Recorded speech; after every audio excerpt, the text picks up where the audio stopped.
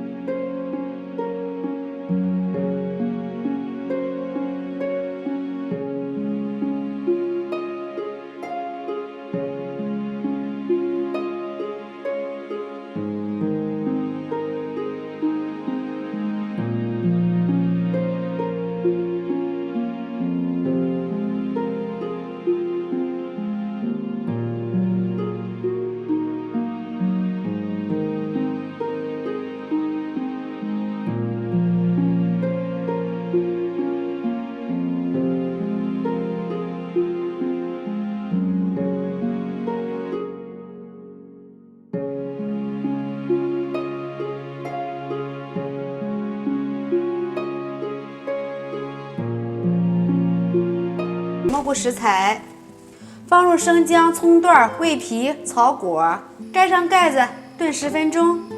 时间到，打开盖子，哇，好香啊！看着就非常的有食欲。关火，米饭已经泡好了，把多余的水分倒出来，把五花肉和土豆都倒进里面来，铺平整，放入电饭锅里面，盖上盖子，按煮饭键，大约40分钟左右。大米饭跳到保温键就熟了，打开盖子。哇，好香啊！